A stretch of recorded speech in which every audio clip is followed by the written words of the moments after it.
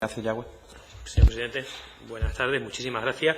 Le agradezco la franqueza con la que está usted hablando en esa comisión y aprovechando la misma, yo también me voy a dejar de circunloquio y voy a preguntar de manera directa. Por lo que está usted diciendo, tiene experiencia en el control de líneas de subvenciones. De otras subvenciones, de otros órganos gestores, sí. No nos ha aclarado antes y le pido por favor que lo aclare. Aquí el porcentaje de irregularidades detectados en los muestreos es del 100%. En las otras líneas alcanza generalmente. En las otras líneas del control que hicimos en 2012 sobre. En general, ¿es habitual que uno se encuentre el 100%? No. En control financiero de subvenciones, aparte del que hace la intervención general, en el plan este de auditorías que se plantea todos los años, la única línea que está, el único órgano que estaba en control financiero permanente era el SAE. Hicimos el informe de 2012, había líneas de talleres de empleo, había formación, había alguna otra más que ahora mismo no cierto a recordar. Y esta, por ejemplo, de talleres de empleo, que es también una línea bastante farragosa en cuanto a la ejecución, porque se le dan dinero a unas asociaciones y demás, y tienen que montar talleres, y la verdad que son de elevada cuantía y complicadas de realizar, pues en esta no detectamos prácticamente ninguna irregularidad que podamos decir alarmante, ¿no? O sea, que había irregularidades porque a lo mejor faltaba algún documento o alguna interpretación de la norma se había hecho de alguna manera, pero era totalmente aspectos aislados dentro de la muestra que vimos de esas líneas también. Por eso digo que lo ordinario en cualquier régimen de subvenciones cuando compruebas que te aparezca como mucho está centrado 5%. Todo en formación y el informe especial que se hace es de formación, ya sé que lo demás queda al margen, porque era meridianamente claro que se había hecho correctamente. Las incidencias lógicas normales de una gestión. Quisiera preguntarle también, ha hecho usted referencia a una relajación de los controles. Parece ser entonces que tenemos un sistema de control que permitía y podía llegar a no ser susceptible de control el que alguien no tuviera ni alumnos, ni aula, ni academia y pasara. En fiscalización previa, importante siempre los matices, en fiscalización previa tenemos una guía de fiscalización de subvenciones y la documentación mínima exigida viene en esa guía, que es la que yo he dicho al principio. El resto de la documentación, por ejemplo, las baremaciones que se hacía de los beneficiarios, esa documentación en control previo no nos llegaba, porque había una comisión al efecto. Una comisión que era un órgano colegiado que firmaba un acta y daba una prelación de beneficiarios. Esa documentación que sostenía esa prelación nunca nos llegó. No hacía falta, estaba el acta de la comisión. Entonces, hay otra documentación también, como la del seguimiento de los cursos, que tampoco es preceptiva que la presenten. Es en control financiero cuando tenemos un horizonte más amplio para examinar y es donde, unas veces porque nos lo aportan ellos, casi sin pedirlo, y otras porque la pedimos, pues llegamos a conclusiones mucho más de más alcance que en fiscalización previa. Lo cual al principio es un poco chocante porque los que trabajamos en el tema este del control, pues éramos bastante escépticos con el control financiero. Parecía que se hacían los informes y no conducían a ningún sitio, ¿no? Nos creíamos mucho más. Estas cosas porque ya empezamos a ser tradicionales, ¿no? Tener una edad para ser tradicionales. Nos fiamos mucho más del control previo que del control financiero. Sin embargo, en este caso nos dio una óptica totalmente distinta entrar en control financiero. Yo creo que nadie se lo esperaba. Yo creo que si el órgano gestor hubiese de alguna manera sabido que en control financiero íbamos a empezar a mirar todos los aspectos, seguro que se hubieran corregido mucho antes.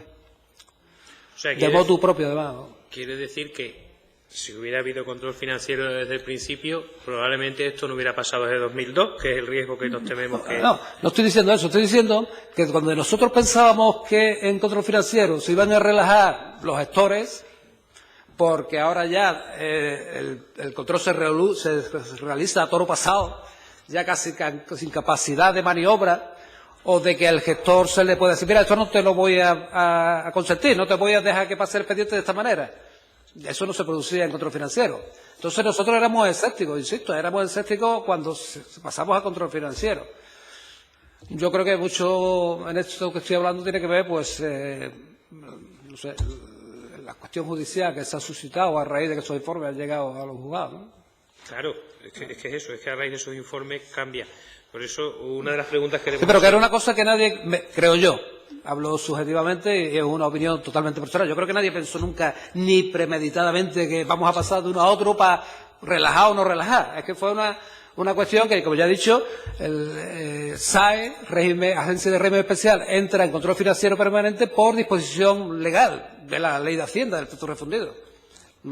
Nadie cuando hizo ese artículo de la Ley de Hacienda pensaba en que ahora el SAE, cuando entre información, lo vamos a relajar. Vamos, es absurdo, ¿no? O sea, que esto ha sido algo así como una casualidad. Lo digo por lo siguiente. Ha dicho usted que tiene experiencia desde 2006. Los informes han referido al periodo de 2009 a 2012. Mi compañera le ha preguntado sobre las posibilidades de prescripción de los expedientes de reintegro. ¿Tiene usted noticias de expedientes de reintegro que hayan tenido un final feliz entre el periodo comprendido entre 2002 y 2009, es decir, el periodo previo en esta materia? No. No hay conocimiento de existencia. Por lo tanto, si hubiera pasado lo que aquí los muestreos han mostrado, ese dinero irrecuperable. Si hubiese pasado... Aquí hemos visto, a partir de 2009, irregularidades en los cursos de formación en la concesión de subvenciones que nos han llevado a la apertura de numerosos expedientes de reintegro. Sí. Sí, pero están focalizados en un periodo que transcurre entre 2009 en adelante, teniendo en cuenta que prácticamente las subvenciones acabaron a finales de 2010. La pregunta es si todo esto hubiera podido suceder entre 2002 y 2008, irrecuperable. Ese dinero, me imagino. Pero si ya prescrito, sería irrecuperable.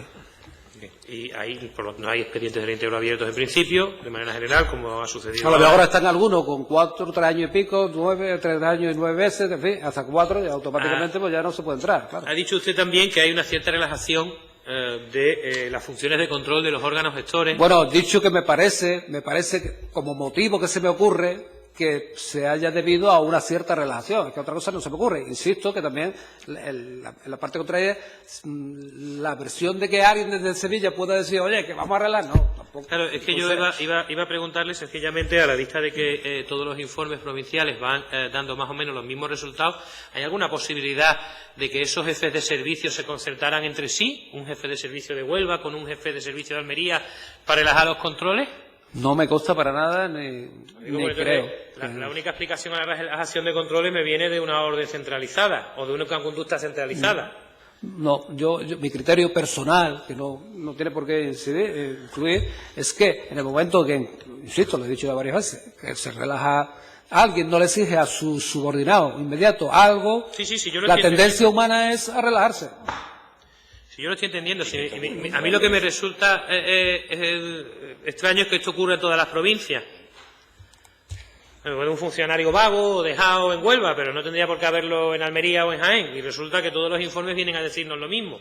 Como no veo a los funcionarios concertándose o contuberniando para relajar, me imagino que pasa algo que produce ese efecto de coordinación. Mi creencia personal, insisto, es que más bien se debe a una relajación. No creo que nadie haya urdido un plan para que se relaje, lo contrario, yo creo que no, vamos. En principio no, vale.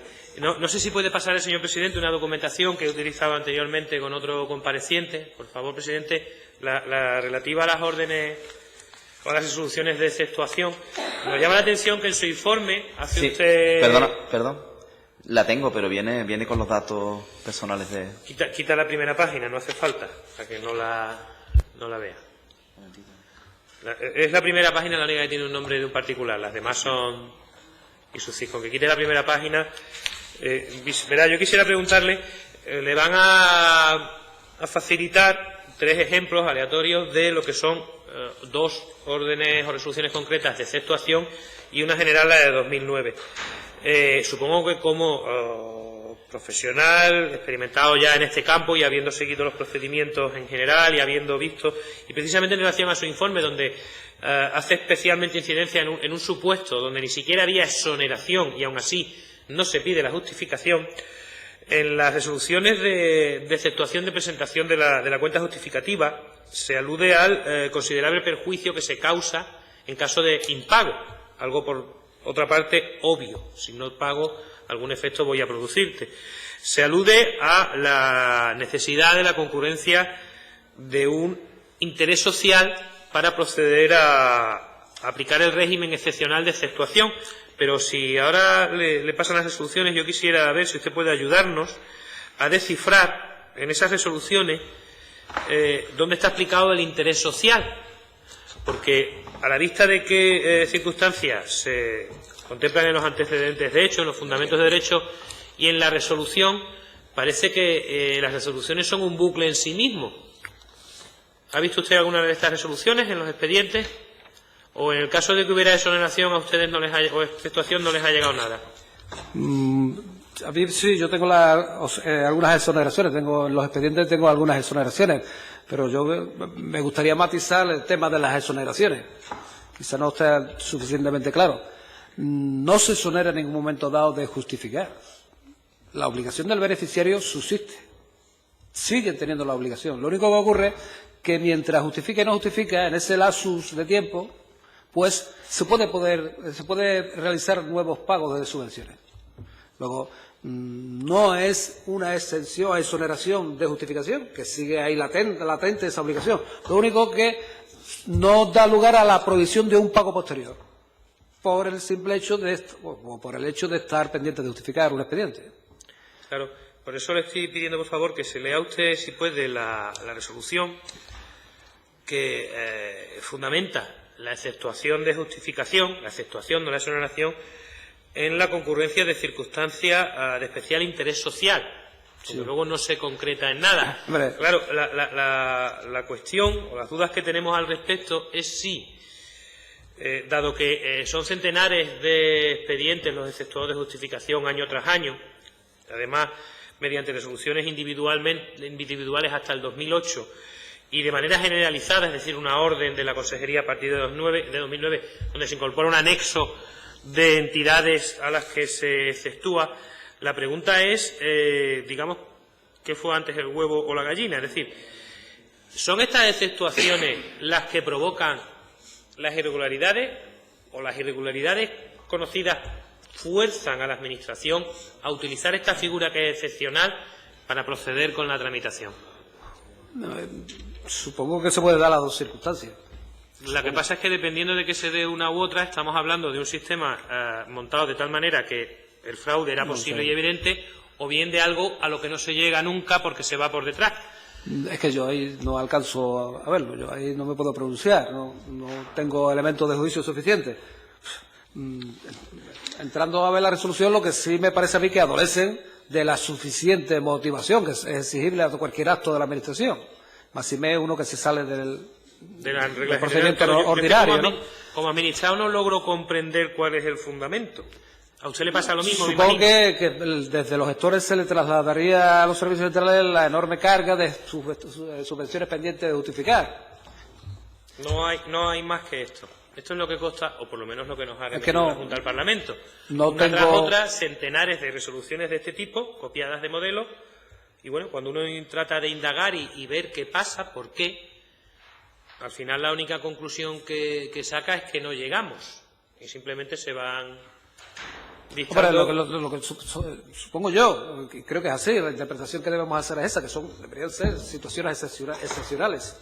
Claro, pero es que, claro, a la vista de la concurrencia de estas circunstancias hay varias cosas que no entendemos. Claro, parece ser que si el interés social era también fundamento de la concesión de la subvención, no entendemos por qué no se exceptuó a todo el personal, puesto que en todos concurría el interés social, y luego no sabemos si a la vista de que estas circunstancias concurrían anualmente y de manera reiterada, si en realidad estas resoluciones, en vez de exceptuar y justificar el interés social del subvencionado, lo que eran es una justificación hacia sí misma de la Administración para fundamentar el hecho de que no había medios, no había funcionarios, no había material y que mediante esto se justificaba el no justificar, y en realidad esto es un fraude de ley como una casa reiterado año tras año. No lo sé. Lo cierto es que, como comenté al principio de mi intervención, en la fase de pago, del primer pago del 75, el sistema ya recoge la fecha de justificación. Esta fecha de justificación, cuando se incumple, es cuando el sistema te impide hacer pagos posteriores. Supongo que en algún momento dado se habrá dado la circunstancia de que habría muchos pagos que el sistema no permitía y se recurrió a esto. Lo único que se me ocurre, otra cosa no tengo idea. Y por último, que me queda poco tiempo, ¿verdad? Una pregunta. Sí, bueno, es poco más de un minuto. Sí, una pregunta. Dentro de los expedientes constaban informes de auditoría, en principio favorables, pero esos expedientes luego han dado origen a expedientes de reintegro. Luego alguien no ha hecho bien su trabajo desde el punto de vista de auditoría. ¿Tiene usted noticia de que se le hayan exigido responsabilidades a los auditores por parte de la Administración? Sí. Sí, lo que pasa es, bueno, sí, supongo que estoy intentando recordar, bueno, yo en mi informe mismo digo que hay cierta responsabilidad exigible a los auditores, y yo creo que por parte de la Intervención General se ha requerido al colegio de auditores y de cuentas acerca, o se le ha pedido algún tipo de responsabilidad, no en vía judicial, sino yo creo que explicación. Por lo que nosotros sabemos, se le ha pedido el listado de interventores, porque al parecer hay interventores, no interventores, o sea, no interventores. Auditores será, ¿no? O de auditores, perdón. No, de auditores. Aparte de eso, yo en mi informe, yo creo que algún compañero también lo ha recogido, de pedirle cierta responsabilidad a profesionales que entendemos no han cumplido con su función en ese momento. Y me consta que hay un escrito, creo que sí, casi lo estoy recordando, de la Intervención General, en la que le pide esta responsabilidad al Colegio de Auditores, y el colegio se manifiesta en el sentido de que esta labor de sus colegiados dentro del procedimiento subvencionador no es propiamente una labor que se le pueda de la que se le pueda pedir responsabilidad a los auditores que la han realizado. Sí, sí. Los auditores tienen, entre otras cosas, informar las cuentas de empresas y demás, y ahí sí actuaban como auditores con responsabilidad plena del ejercicio de su profesión. En el ámbito de la subvención, digamos que es una excepción dentro de su trabajo. Así se me ha trasladado. O sea, que no servían para nada. Bueno, no era un notario que dijera no, pero era una función profesional que está contemplada en la orden de la convocatoria, y yo creo que sí servía, ¿no? Si lo hubiesen hecho correctamente, pues sí hubiese servido. Bueno, si lo hubiesen hecho correctamente, claro, pero la cosa es que no lo han hecho correctamente, y entonces la pregunta más o menos era eso. Si es posible que los auditores también tengan responsabilidad, no solo los subvencionados, sino... En el ámbito de la Administración del Estado hay una regulación expresa para este tipo de trabajo de los auditores. Hacer el informe de auditoría un requisito, ¿no? No, un requisito que se pide o no, pero que está establecido en la Ley de Subvenciones, la Ley General de Subvenciones de ámbito estatal. O sea, el Estado sí se ha ocupado de decirle, bueno, a los auditores que el beneficiario contrate, como mínimo van a cumplir estos requisitos. Ahí sí ya podrían entrar a pedir, pero no por el colegio de registradores. No, si la Administración exigiendo responsabilidad, sí, por eso se lo planteaba. Claro. Si la Administración se había dirigido contra auditores en concreto. Claro. Pero no. No. En concreto no. En concreto no. Se ha dirigido a la Intervención General al colegio de auditores.